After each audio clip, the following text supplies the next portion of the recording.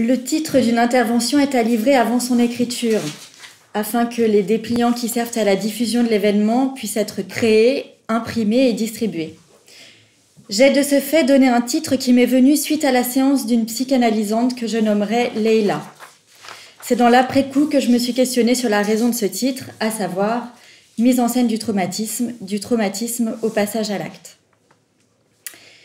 Éclairons la notion de traumatisme à l'aide de la définition qu'en donne Freud en 1917 dans sa 18e leçon « La fixation au trauma, l'inconscient ». Je le cite. « Nous qualifions ainsi une expérience vécue qui apporte à la vie d'âme, en un court laps de temps, un surcroît de stimulus tellement fort que la liquidation ou l'élaboration de celui-ci, selon une manière normale et habituelle, échoue. D'où ne peuvent que résulter des perturbations durables dans le fonctionnement énergétique. » Fin de citation. Il y a quelque temps, au cours d'une soirée entre amis, vint à être abordée une conversation animée autour des tatouages. Chacun indiquait s'il portait ou non un tatouage, dans quelles circonstances il ou elle l'avait fait, et ce qui avait été choisi comme représentation. M'est souvent venue une interrogation à ce sujet. Pour quelle raison inscrire définitivement quelque chose sur sa propre peau ?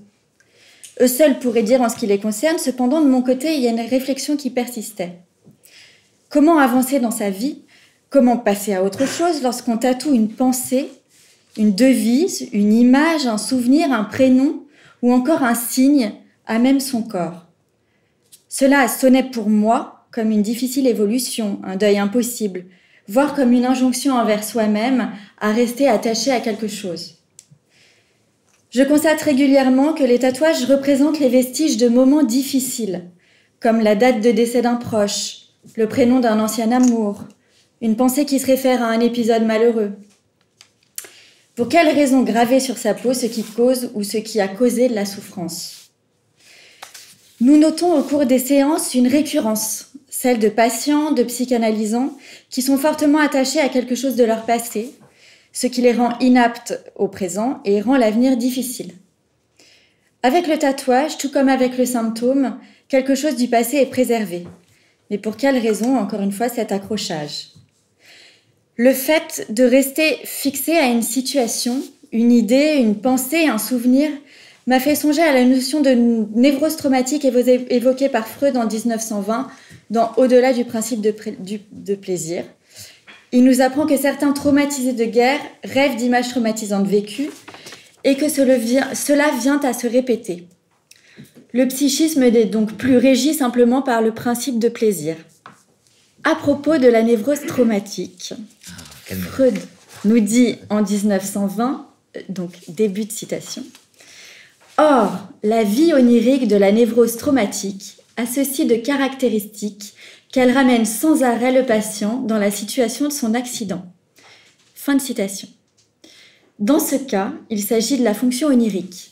La scène traumatique s'invite dans le rêve de celui qui l'a vécu.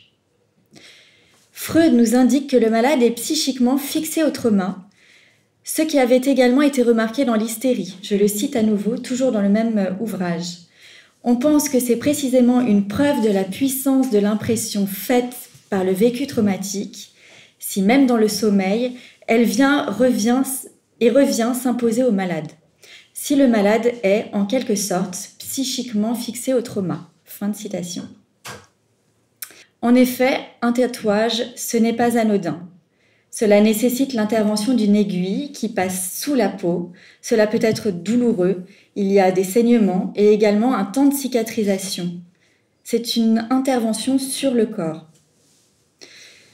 Freud met en avant que le moi a des tendances masochistes, toujours dans le même ouvrage Au-delà du principe de plaisir. Il nous apprend, au sujet de l'enfant, qu'il répète sous la forme d'un jeu un événement a priori désagréable au départ. L'enfant qui l'observe envoie une bobine avec une ficelle à distance de lui et la récupère ensuite. Freud entend une satisfaction apparaître chez cet enfant qui joue.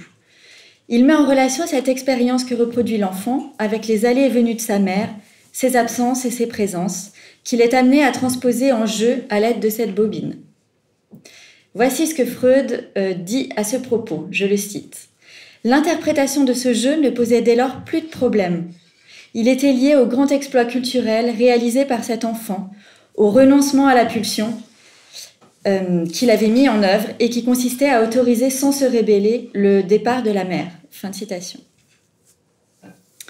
L'enfant a en premier lieu vécu passivement les absences et les présences de sa mère, puis il est devenu actif dans la répétition afin de traiter un événement.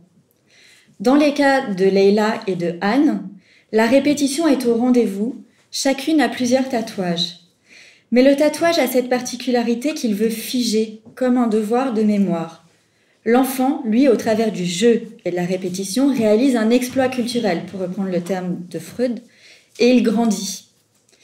En supervision a été abordée la question du passage à l'acte en ce qui concerne les tatouages, et notamment au sujet de Leila. En quoi le tatouage, dans le cas de Leila, serait-il de l'ordre du passage à l'acte ? Le passage à l'acte peut-il être en lien avec un traumatisme ? Voici la définition de passage à l'acte, acting out et acting in, que livre Antoine Porot dans son manuel de psychiatrie. Je le cite. Tous trois se réfèrent à ce qui, dans le comportement des malades mentaux névrosés ou psychotiques, relève de l'agir, concerne les actes qu'ils peuvent occasionnellement accomplir, de l'acte impulsif jusqu'à des conduites organisées. Au cours d'un traitement psychothérapique, ils sont considérés le plus souvent comme des incidents non souhaitables. Fin de citation. Dans l'œuvre de Freud, ces trois termes sont recouverts par le mot agieren. Il est question de ce qui est agi au lieu d'être parlé. Une pulsion est libérée du refoulement et se réalise. Et l'acte que cela engendre peut revêtir un sens théâtral.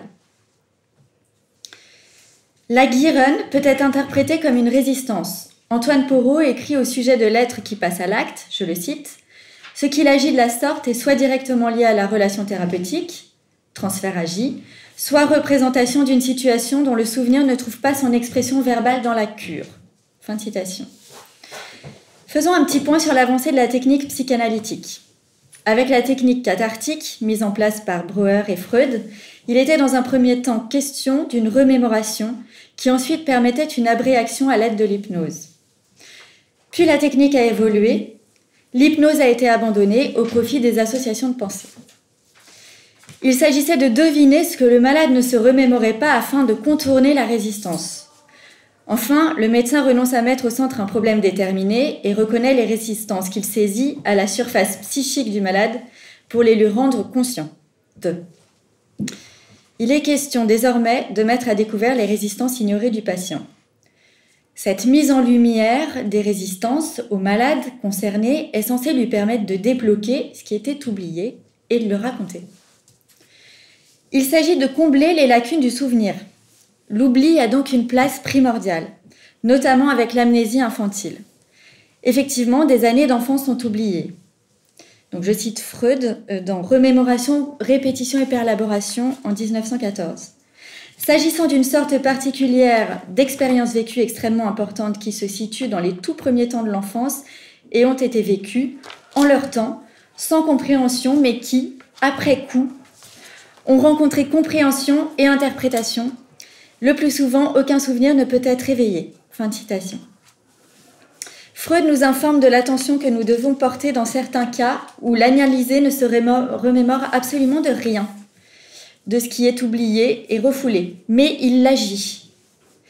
Il ne le reproduit pas sous forme de souvenir, mais sous forme d'acte. Il le répète naturellement, sans savoir qu'il le répète. Plus il y a de résistance, plus l'agir remplace la remémoration qui, elle, est préférable. Le malade donc répète au cours de sa cure, mais que répète-t-il ? Ce qui provient du refoulé, des inhibitions, des traits de caractère pathologique, des symptômes, des situations. Il est régulièrement remarqué un phénomène d'aggravation pendant la cure et une politique de l'autruche. Le patient au psychanalysant ne veut plus rien savoir de ce qui l'anime et un passage à l'acte, comme un abandon de cure, peut avoir lieu à ce moment-là. Le clinicien doit porter l'attention du patient ou psychanalysant sur ses symptômes. Je cite Freud, toujours dans Remémoration, répétition et perlaboration. La maladie elle-même ne doit plus être pour lui quelque chose de méprisable, mais devenir bien plutôt un adversaire digne de ce nom, un morceau de son être qui s'appuie sur de bons motifs et dont il s'agit de tirer quelque chose de précieux pour sa vie ultérieure. » Fin de citation. Des dangers apparaissent au cours de la cure, notamment la possibilité que de nouvelles motions pulsionnelles plus profondes ne fassent surface et répétition. Pour qu'il y ait réconciliation avec le refoulé, la remémoration est un outil utilisé par le clinicien qui permet la reproduction non pas dans l'agir, mais dans la parole. C'est le but à atteindre, parler et non agir. Il s'agit d'un combat avec le patient pour qu'il ne passe pas à l'acte. Le transfert est un puissant atout lorsqu'il est présent. Il peut permettre d'inciter le patient à se calmer de façon à éviter le passage à l'acte. Mais mettre à jour les résistances et que les malades les nomment, ce n'est pas suffisant. On doit laisser au malade le temps de se plonger dans la résistance qui lui est inconnue, de la perlaborer, de la surmonter, tandis que, défiant la résistance, il poursuit le travail selon la règle fondamentale de l'analyse. Il s'agit de transformer la contrainte de répétition en un motif de remémoration. Voyons à présent ce que Lacan apporte à la notion de passage à l'acte dans son séminaire 10, l'angoisse. Il le décrit comme un basculement hors de la scène, une fuite, une sortie de la scène, un départ vagabond dans le monde pur où le sujet part à la recherche, à la rencontre de quelque chose de rejeté, de refusé partout. C'est impulsif. Il s'agit de quitter la scène du monde face à un réel qui presse. Lacan nomme un laisser-tomber. Le passage à l'acte, c'est une sortie de scène. Nous avons vu dans le jeu de l'enfant et de la bobine un versant passif et un versant actif. Mais là, le sujet se construit. Dans le passage à l'acte, le sujet disparaît, il n'assume pas. Il est face à une impossibilité de traiter la survenue de la pulsion et la pulsion est agie. Dans le traumatisme, il y a également une impossibilité à traiter une montée pulsionnelle. Freud avait pour habitude de préconiser à ses patients de ne pas prendre de décisions essentielles pendant leur cure. Comment opérer cliniquement lorsqu'il y a à la fois une parole qui reconnaît la volonté de se faire souffrir et que celle-ci ne vienne pas pour autant empêcher d'agir? Est-ce toujours du côté du passage à l'acte? Le tatouage, au-delà du fait d'être une image, est également visible pour les autres. Il est le résultat d'une mise en scène dans le sens d'un agencement. Il a fallu que Leila et Anne choisissent une partie de leur corps, une taille d'écriture, une couleur, une image, un tatoueur également. Aristote, dans la Poétique, nous apprend que la tragédie et la comédie veulent, en montrant, susciter la réaction. Le but de la représentation est de montrer à voir et de produire un effet de purgation des émotions au spectateur. Cela engendre un soulagement accompagné de plaisir. Le public citoyen se débarrasse de sentiments forts en les exprimant en tant que spectateur. La peur et la pitié sont les émotions que veut susciter la tragédie. Aristote dit « En effet, l'intrigue doit être construite de telle manière que, même sans les voir, celui qui assiste à la lecture des faits qui se déroulent frissonne de peur et éprouve de la pitié à cause de ce qui se passe. » Fin de citation.